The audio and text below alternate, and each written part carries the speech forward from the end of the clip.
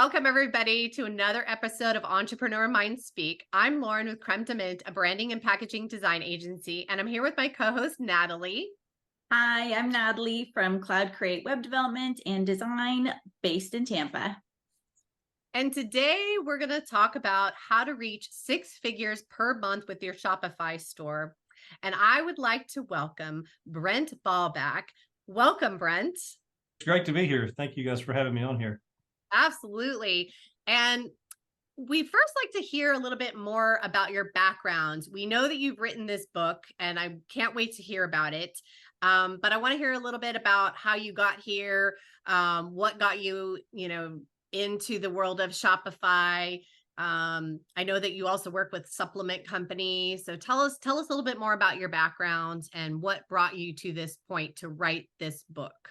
Okay, yeah, be glad to. So I'm just going to kind of go back about 10 years. I've been around marketing for a long time. I mean, I'm an old guy in the internet space, compared to a lot of what is out there. And so I used to be an affiliate, and we used to do a lot of high volume affiliate offers and do a lot of Facebook ads. And for anybody not familiar with affiliate, basically you're just promoting somebody else's product and they give you a commission instead of you owning the deal.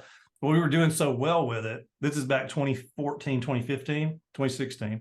We were doing so well with it, I thought, I should own my own offer. I mean, I should do this, right? So I started looking. We were doing a lot of weight loss stuff and started looking for, a manufacturer, supplement manufacturer. And I was living in Georgia at the time, just a little south of Atlanta, and I found a manufacturer up there, and I went and talked to them. And I'd also had an agency where I did some business like B2B, lead gen, website building and stuff like that in the past. And ended up making a deal with a guy that owned the supplement manufacturing company, where we launched a supplement brand and it was on actually WooCommerce. And this is a point too, is it was WooCommerce at the time. And we ended up doing pretty well. But the thing that happened to me was I spent a lot of money because I didn't know e-commerce. That was not my thing. I never built a brand before. So I hired all these gurus and experts and went to these masterminds and literally spent hundreds of thousands, like over $200,000. Trying to figure this stuff out, because we could get the sales and we could do this, but we couldn't get our average order value up high enough, which I'm sure we'll talk about that later. But like average order value, and it's like I was trying to find these things, these secrets that nobody talks about, and there are secrets, and that's why I've got my little Mario guy back here, because I use a reference of their secrets. Like when you're playing Mario, if y'all remember that, y'all are young, you may not remember Mario, but I'm sure anyway, you're running through there and you don't know which block to hit where the mushroom is, right? Nobody tells you where the mushroom is in e-commerce. Everybody hides this stuff from you. So I spent all this money. To make a long story short, I ended up taking tidbits of information from all these different gurus and agencies and experts that I hired and all the things that I learned, and basically created a system to where it works on Shopify now. And it's a system to grow your business, and it puts everything together where like a lot of people don't understand, like email or average order value or how important all this stuff is. And we ended up growing that brand. And then I started working with some other brands and, teaching this stuff, implementing it and using it like an agency. And did really well. I mean, we were plugging it into stores, this system that I created, and like going from 100,000 a month to 400,000 a month, like quick, just because they weren't doing some of the back end things that where all the real money is. The profit's in the back end, not in the front end. So anyway, so we ended up selling a few brands and doing that. And now I've created I wrote the book and created a company called Ecom Institute, where I'm going to start sharing this information to the public. And it's like, how to build your Shopify store and do the things and learn how to make all these things work where you make more money. At the end of the day, we all want to make more money, right? And a lot of people struggle just because they don't know some of the secrets. And then also, so I've got Ecom Institute, and then I also own a supplement manufacturing company called Pure Private Label. Will actually manufacture your supplement for you. And, and that's kind of where we are now. So it's definitely been a journey the last 10 years or so. Wow. It sounds like it. So say again, like, what is the name of your book and what is the name of the supplement company? Because you were talking real quickly, and I just want to make sure that everybody, all of our listeners, can hear exactly the name of both of those two things. Okay, I get excited. So I love this stuff. So I get excited and I talk fast. So you would think a Southern guy from Tennessee would talk slow, right? I've got a company called the Ecom Institute, ecominstitute.com. And that is where I share knowledge. I mean, and we're just starting to do this. And I also wrote a book called The Perfect Shopify Store. The Perfect Shopify Store, which we'll give you, I'll actually give everybody that listens, we'll give you a link at the bottom of where you can download the digital version for free. But it's 260 pages and it goes through all the things. It's not how to design the store. It's not how to code the store. It's what to do to make your store successful. From everything, talking about average order values and cart abandonment recoveries and all the different things that go in there, how the things your store needs to build trust. It's things like that. So, but you know, I put a lot of info in there, and it's a very valuable tool to somebody to really learn what it takes to get more. We say get more from your store, you know, which is what we want: more sales, more repeat buyers, and things like that. Oh, I love that. Get more from your store. That's great. Very catchy. So, and your supplement business, what's that called again? It's Pure, Pure, privatelabel.com. And we do custom supplement manufacturing. So if you wanted to start a collagen supplement brand or a sports nutrition brand, we create custom formulas for you. And, you know, we build the whole back end, help you do your labels and everything. So if you want to build a supplement business, we can help you that with Pure Private Label. And then you can join Ecom Institute and learn how to make more money from your store selling your supplements. But just to clarify too, because I don't want anybody on this to kind of disconnect because I said supplements. The formulas that we use in the e-commerce space, it's for any kind of, it doesn't matter if it's skincare, if I've worked with leggings companies, I've worked with cookie companies. The fundamentals work with anything, no matter what it is. So it doesn't have to just be a supplement store. Yeah, any product business. That this formula works for any product business. Correct. Wow. And that's so needed right now, because anytime you look for information on Shopify, growing your Shopify store, there's so much information. It's really hard to find a consolidated place that goes over these fundamental principles that every store owner really needs to know. But it would take hours and hours to try and figure that out, Googling and, you know, like you did, going across all the different stores, all the different agencies. So it's amazing that you're giving this away essentially to the community to be able to grow their stores and become more successful. Oh, yeah. I mean, I went through a lot of trials and tribulations and like Facebook ads. I mean, like doing that. And what got me into it, kind of got me into figuring out how to optimize the stuff was we were doing a lot of Facebook ads because that was my background. And it got to the point, this is in 2017 when Facebook really started changing and getting more difficult, where we used to, if you ran Facebook ads to e-commerce product, this is again, 2016, 2015, you could be profitable. Like you could run an ad and sell a product and actually make profit on that sale. That went away in about 2017 to where you were breaking even acquiring a customer if you were lucky, or you were losing money. You're losing money. So then I was thinking, well, if my average order value is $38, man, what if it's $48? What if it's $58? And that's where it got me into all this, to where it's like I started focusing on the things that really, really made a difference at the end of the day. Tell us why Shopify? Why Shopify over WooCommerce? And then let's talk about what are the fundamentals, the best fundamentals for your Shopify store.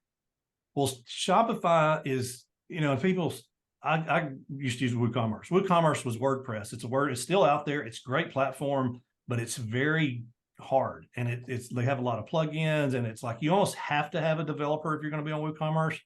And also it's fairly gets hacked a lot. I mean, like without going into detail, it's like because of all the plugins and they're not updated and all that. And then you have to have it on your own server. And there's just a lot of stuff to where, especially if you're a solo entrepreneur and you're trying to do it on your own and you don't have to have a big team. With Shopify, it's hosted, it's easy. All the apps are there. The biggest challenge is figure out what apps to use, which we talk about this in the book and stuff, but it's like figuring out what apps. But like anybody can come in and open a store, right? And open a Shopify store. And they can get started in a business, right? I recommend highly that they find somebody like Natalie that would actually build a good website, what I call a good website, a good, clean looking website for them. But it's an easy platform. It's more expensive a little bit, but it's worth it because it's always up.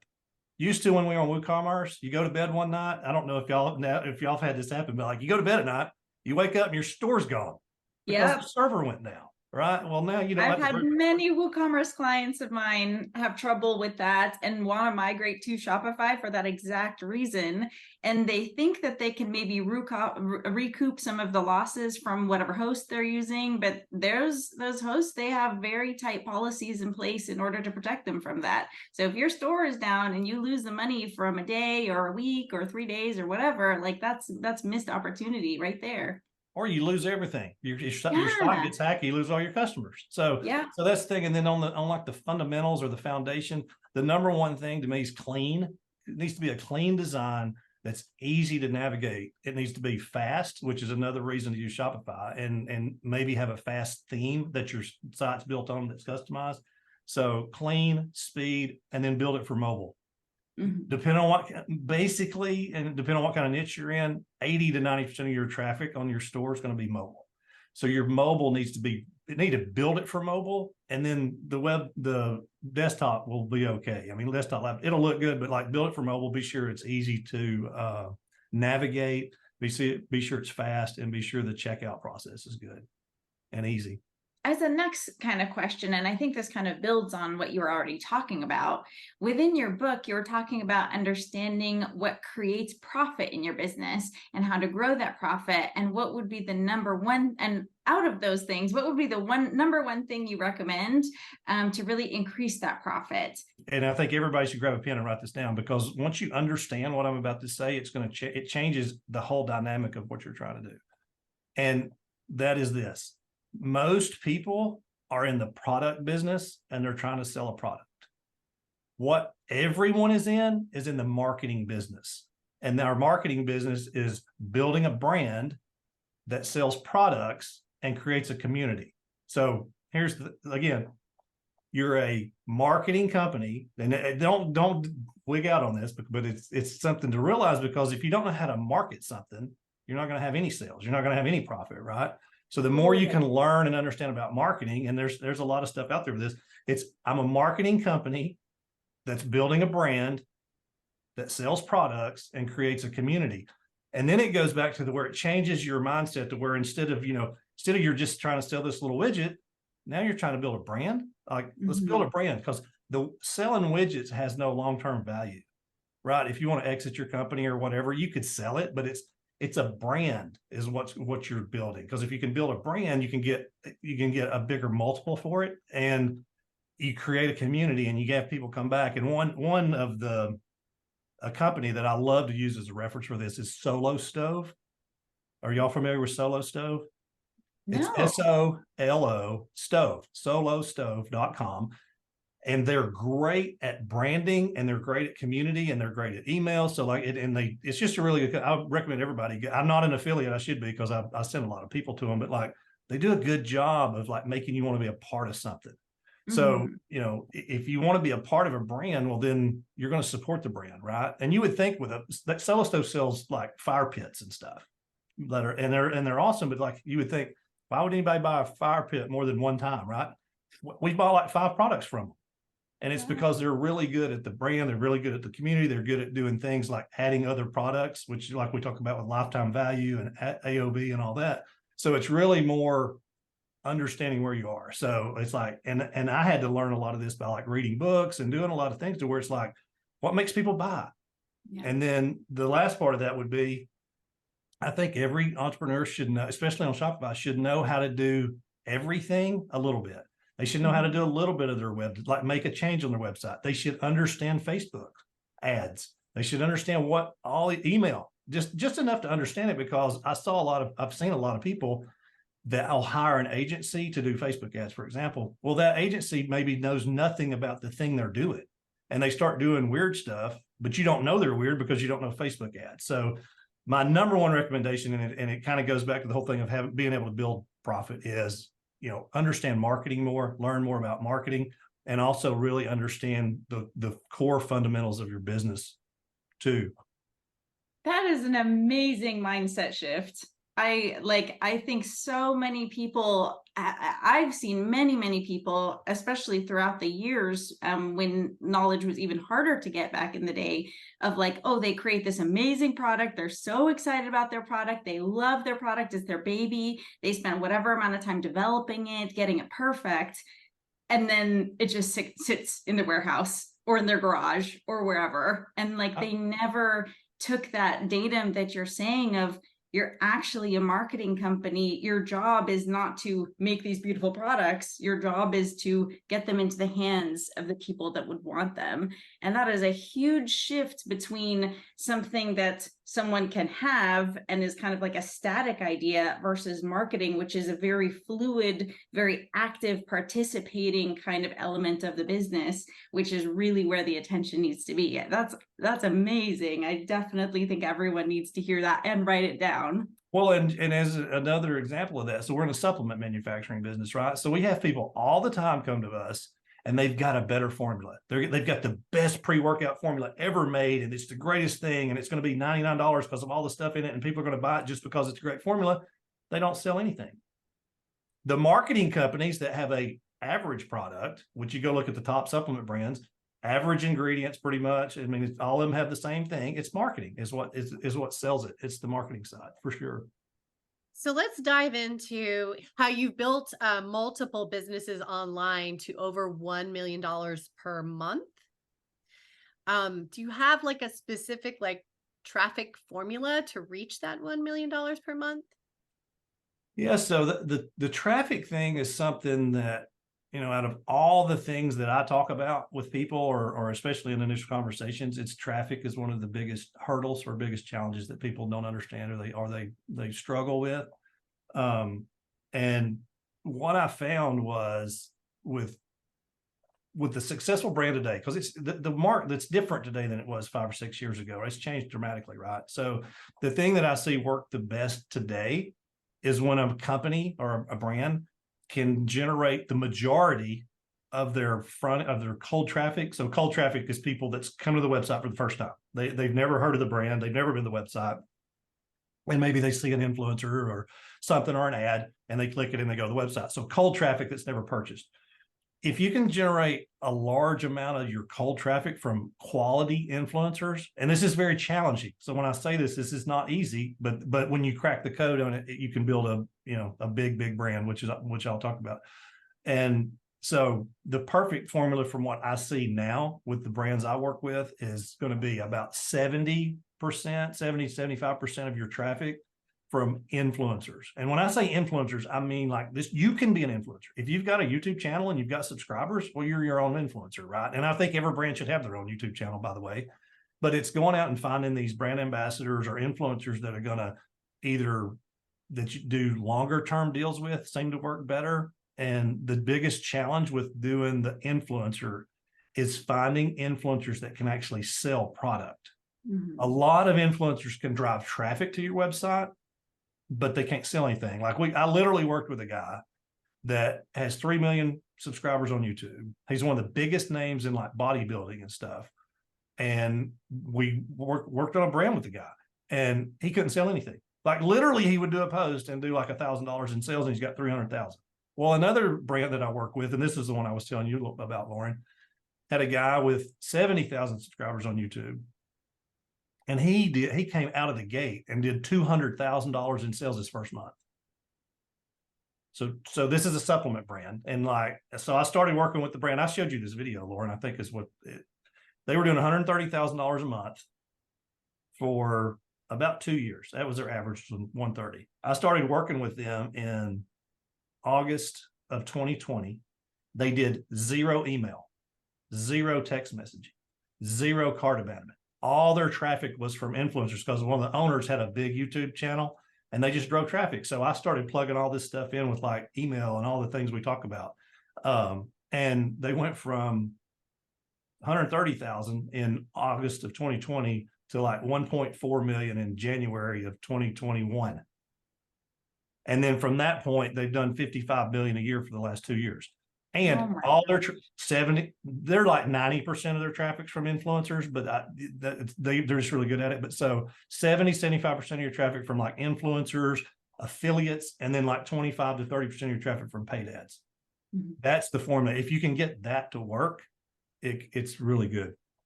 And I have a question on that. Like, how do you find these influencers that can sell your product? Whatever product you're selling, you have to know, you have to just do anything. You have to have an audience, you have to have an offer, and you have to have the message, right? So like if you're selling a product that's toward 18-year-old guys that play hockey, and you're using 70-year-old women that are playing cards as your image, I mean, it just doesn't work. I know that's an extreme example, but so it's, you have to get the right audience, the right message, the right offer. So then you, with whatever niche you're in, you want to go try to find people on YouTube or TikTok or Instagram or whatever that are in your niche, if it's fitness or widgets or whatever, and start looking at them. And it's absolutely, I don't want to discourage anybody or anything, but like, it's the hardest thing in the business, Lauren, right now, is to be able to, you can get influencers, and the last thing you want to do is go pay some influencer firm, because there's firms out there, agencies, you can pay $5-10 a month to, and they'll find these magic influencers that are going to change your world. It don't happen. I mean, like, so what we do, depending on the size of the brand, is do a lot of grassroots stuff. Like we'll hire people like in the Philippines, virtual assistants in the Philippines that are not expensive, and have them tell them who our customer demographic is, and give them some examples, and have them go out and mass message people. And the thing, this is critical. Never pay an influencer up front to do anything. In the beginning, what you want to do is be like, make a deal with them like, hey, I've got this product. I'm going to give you an affiliate code. I'll give you a free, will you do a product review for me? Blah, blah, blah. And if it does good, then we'll talk about doing something longer term, because that keeps you, because you're going to spend a ton of money doing it the other way. So if you have an influence, the big thing to do is to find the best thing to do is find influencers that sell other products that you not sell, but talk about other products. Like a lot of stuff that works on YouTube stuff now is like day in the life videos, especially for the younger crowds, you know, and it'll be a day in the life video where the person in the video just uses this little thing for like 5 minutes, but it's in a 20-minute video, and then everybody goes to buy this because it was that person used it. You know, it's, people are very influenceable. Is that a word? Influenceable nowadays. So the influencer finding and sourcing it's very challenging. But if you can ever get a few, it only takes a few to like change the life of a brand. I mean, like big time. So you just really, it's like fishing. You just have to keep going out and fish. But the main thing is figure out who's your customer. Number one, who's your customer? So what's that customer doing? Is that customer watching YouTube? Or are they watching TikTok? Are they on Instagram? Or are they still some of the people that actually go to Facebook? I mean, like, you know, so where's your customer? And then find somebody that looks like your customer, that your customer's probably paying attention to, and talk to them and try to do deals, and just try to be creative with, you know, and try to get them to run traffic. But the thing you definitely want to do no matter what is track everything. So give them a unique coupon code. Give them a unique link. So if you give them a unique coupon code, you know, if they sell $1,000 worth of stuff or 10,000 or whatever, right? And you use that as a measurement to see if you want to do more stuff with them. I can talk about, we can talk about this for more, but like, there's a book I recommend. It's called Traffic Secrets. It's by Russell Brunson. It's the guy that owns ClickFunnels. Every brand owner should read the book. Period. End of story. You don't have to don't go get ClickFunnels. You don't need ClickFunnels. Don't buy any of his other stuff unless you just want it. It's not a pitch for that, but get Traffic Secrets on Amazon. Traffic Secrets is a great book about going in, especially for younger brands that are maybe, you know, on a tighter budget, but like how to go in and find different places where you're like blogs and forums and all these different other places where your customers live online, and getting messages to them that way. You mentioned earlier a pain point for many Shopify owners and any e-commerce owners that I've met, which is cart abandonment. Can you tell us a little bit more about how you solve that problem? Yeah, and it's cart abandonment can by itself double the revenue on a store. Cart abandonment recovery, you can literally double your revenue. It doesn't matter if you're doing 100,000 a month, million a month, 50,000 a month, whatever the number is, 5,000 a month. If you don't have good cart abandonment recovery set up, you're going to be in trouble. So basic math, average conversion on Shopify stores is about 3%, right? So just doing simple math, 100 people come to your website, 10 people add product to cart, 3 people check out, right? So those 7 people are doing what we call, they're abandoning the cart. They're leaving your website without buying. So if 3 people are checking out, if you could get 2 people to come back and check out, you've almost doubled your revenue right there, right? So when I figured this out, I was like, the light bulb went on, because I'm like, that's a lot of money. That what can we do to get it, right? So one, email. So cart abandonment, any email, like we use Klaviyo is pretty much the email system we use. And Klaviyo has, these, it's called a flow, and it's an abandoned cart flow. And typically this is a tip for anybody watching this, because typically people have 3 emails in their cart abandonment flow or their checkout abandonment flow. We do 7.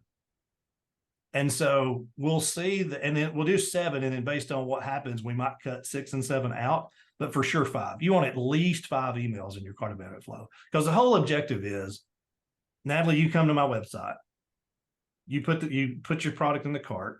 You've been to the website before, or you've done, you're a newsletter subscriber or something. So that's how we've got your email already, or you've purchased before or whatever. But once you go to the checkout and put your email address in and you leave, then we know, hey, you left. We want to send you an email to try to get you to come back. So you send them an email, hey, you left your purchase, blah, blah, blah, come back. And then as that chain goes, you add discounts. So like maybe email 3. So you send an email 30 minutes after somebody leaves the website. You come to the website, you leave, 30 minutes later, you get an email, hey, come back to your cart. And then you send another one in like 3 hours. Then you send another one the next day. Then you wait a day and send another one. So you have 5 over the period of like 3 to 4 days to try to get people to come back. So that's step number 1 is email, doing a checkout abandonment email series. Number 2 is text messaging. Here's a tip on text messaging. Legally and for compliance, with cart abandonment recovery, you can only send 1 text message per occurrence. Do not send, it's illegal to send 2, you'll get in trouble. So number 1 is email. Number 2 is text messaging. Number 3 is retargeting. So retargeting for ads, real quick for people who don't know what that is. Somebody comes to your website and they leave, you can retarget them with an ad, because your ad platform, Facebook or Google or whatever, knows somebody coming to the website. They go back. Everybody's done this, right? You went to a website and then you didn't do anything. You went back to Facebook and you saw an ad, and then you clicked the ad. Maybe you're, maybe not. So if you'll set up email, a 5 series flow for email checkout abandonment, a 1 message SMS text flow, and set up Facebook, at least Facebook, if not more platforms, but for sure Facebook, it's almost guaranteed. I can't guarantee it, of course, because we don't know. You're going to pick up those two of those people that left. So just imagine if you picked 1 up. So if you're converting at 3% and you pick 1 up, that's a 25% increase in sales. Just like that. If you're a $100,000 store, now you're at 125 from doing that one thing. So that's the importance of cart abandonment. And if you don't do it, like it literally can cripple your entire business. That is really, really interesting to hear.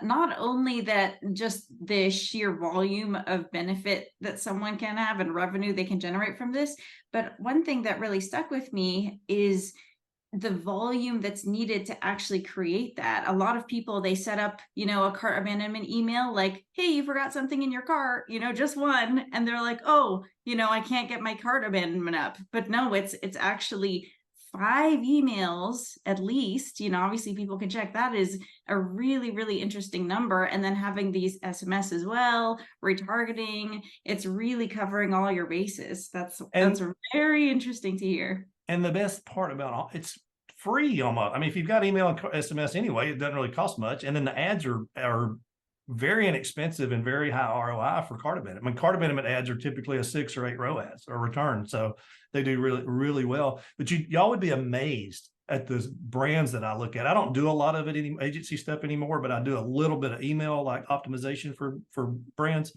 You'd be amazed at brands that have literally I'm talking $1 million a month brands that have 3 emails in their checkout abandonment. Oh my gosh. Go in and you go in there and you add 2 to 4, and you're getting this much. It's all micro. So All these things are micro improvements or micro, and then, but all these little macros add up to macro. If you can do a little bit of this and a little bit with AOV and a little bit of this, and it's like, it ends up being very, very significant in the big picture. And I heard you just mention AOV. So AOV is average order value. And can you talk about why that is so important and how do you increase it? To me, it's the lifeblood of the whole brand. It's the lifeblood of the store is AOV. So average order value, it's your sales divided by how many orders you had in a period, right? So with the brand I started with back in 2017, we were running Facebook ads, and I don't remember exact numbers. I've got a video on it, but it's like our AOV was like $29. Or we were selling a fat burner thing, and we were doing had a sample pack and this different stuff back in 17. The Facebook ads were losing money. We started focusing on the average order value. So what we added a second product. We were doing we did a fat burner, like a diet pill. So we did this add-on product was a PM asleep. So we had an AM and a PM, an AM fat burner, PM fat burner. Well, that boosted us up to like, I don't remember exact numbers, $36 or something from 29, 38 or something like that. And then it was like, well, let's do post-purchase upsells. I'm like, post-purchase upsells on e-commerce? This is awesome. So we implemented a post-purchase email. A post-purchase app. So what post-purchase means is you go to the store, you check out, and instead of going to the thank you page, you go to an offer page. So, and then here's another free tip. This works every time. If somebody comes to your website and buys this, and you implement an post-purchase upsell, people will buy more of the same. So they'll buy another one of these, or they'll buy 3 more. And it's just human nature. I don't understand it, but you got to understand psychology a little bit when you're doing e-commerce stuff, right? So it's like, so we put this post-purchase upsell app on. It's called One Click Upsell. It's by Ezra Firestone. He does Zipify pages and that. There's several of them. There's Rebuy and After Sale. There's like 3, but we were using One Click Upsell at the time because it was the only one. So between adding another product and we added bundles, right? So one of the best ways to get more average order value is to bundle products together. Like in the supplement world, we call them stacks, but like it could be, I'm working with one brand now that does leggings, and they have bras and they have leggings and they have bags, and it's like buy the whole bundle, right? So you can bundle, you can have complimentary products, you do upsells and everything like that. So we ended up taking that $28 AOV to $68 AOV in about 8 months. And here's the reason it's so important. And this is another thing to write down. This comes from Dan Kennedy. Whoever can spend the most money acquiring a customer wins. Mm-hmm. Whoever can spend the most money to acquire a customer wins. And what that simply means is if all 3 of us are competitors and we're all selling these little guys, and I can spend $50 to acquire a customer, you can spend $20 to acquire a customer, and Lauren can spend $22 to acquire a customer. Who wins the battle in the ads? I do, because I can spend 50. Mm-hmm. Does that make? I want to be sure that makes sense too, because it's like if I can spend $50 to acquire a customer, meaning in my world, the holy grail is being profitable on a front end sale. It don't happen anymore. So now it's like if I could just break even and acquire a customer, I'm thrilled, because I know with my email stuff and all the SMS and all the things that we do, that customer is going to come back and buy again, right? So our model now is break even on a customer acquisition and get them to come back next month or the next month and buy again. And that's where I make the money. I'm making profit then because I'm sending them an email and it doesn't cost anything. So average order value is your lifeblood of your whole business. And the higher you can get that, by having complementary products and upsells, cross sells, and all that, the better you're going to be, because you can take that money and spend more money on ads to get more customers, and that fuels the front end. That fuels the whole thing. Just to take that one step further, how would lifetime customer value fit into all this? AOV is your fuel. LTV, lifetime value, is your profit. That's where you make all the money, right? So if you have your process set up correctly to where, 1, you've got traffic, you've got influencers, you've got ads. 2, you've got cart abandonment set up, right? And then you've got AOV, and then you've got LTV. So like I call it the 3 pillars. The 3 pillars are cart abandonment recovery, average order value, and lifetime value.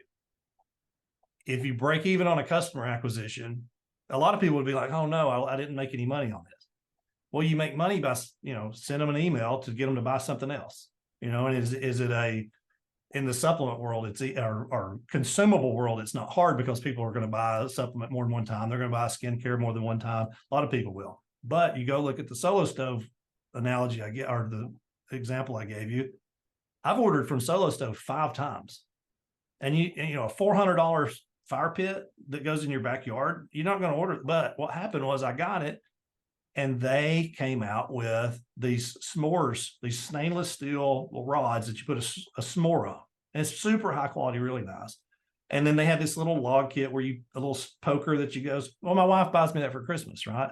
So you have a company that sells a fire pit. This is crucial too. Everybody really needs to get this, because a lot of people don't think about adding complementary products, and it's something simple that you can do that can get the AOV up. So I bought the fire pit, and then my wife spends $150 or $200. That sale did not cost Solo Stove any money, because I was already a customer.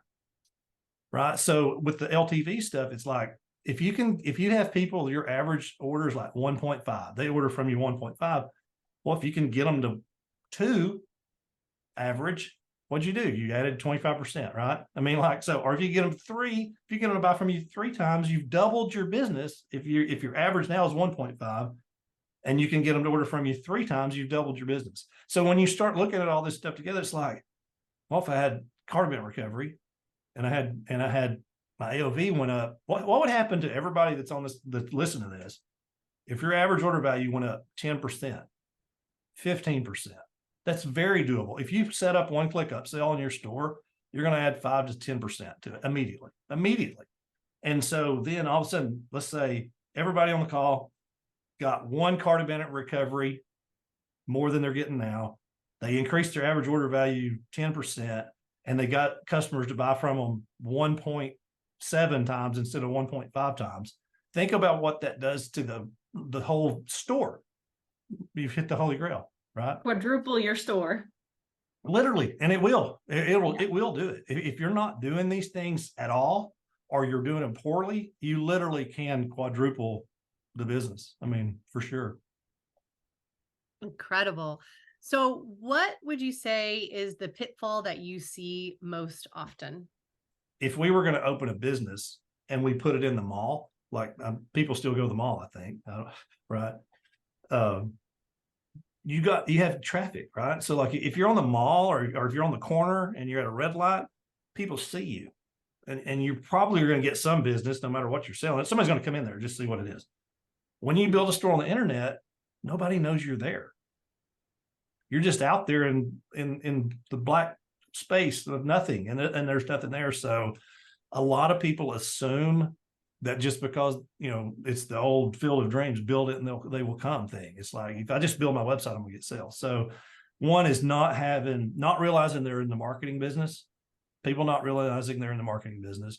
People that think they built a better mousetrap, so it's just going to sell, instead of really, if somebody hadn't already done what you're doing, it's probably because it's not a good idea. It may be because it's one of these things that's just new, right? I mean, it's Uber or whatever that hadn't happened yet.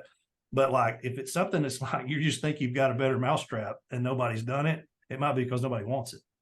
And that's a very hard pill to swallow. But like, market research, right? Really, I'm really going all over the place, because there's not like one thing, but if I could just sum it up, it would be audience, message, offer.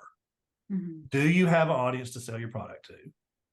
Do you know how to speak to them and communicate with them to where they will buy your product? And do you have an offer, meaning a product that somebody actually wants? If you don't have all 3 of those, you need to really think hard about what you're doing. But if you have a product, you can figure out the messaging and you can run ads and you can get traffic. If you've got an audience, you need to figure out what the audience wants. So like, if you're already an influencer, you have a big crowd or whatever, it's like, what do they want? So you put it together. So you can have one of the three, but if you have all three, you have to have all three when you launch to be successful. Well, Brent, that wraps up our episode. How can people get in touch with you? Man, time flies, doesn't it? I know, time flies when you're having fun. Yeah, so it's pureprivatelabel.com is our supplement manufacturing company. We really appreciate all of your knowledge. It's been nonstop, just gems that everyone needs to know. Awesome. Thank you. Yes, thank you so much. And that wraps up another episode of Entrepreneur Mind Speak. I'm Lauren with Creme de Mint, and Natalie, my co-host with Cloud Create. And we'll see you next time on another episode of Entrepreneur Mind Speak. Thanks, everybody. Bye.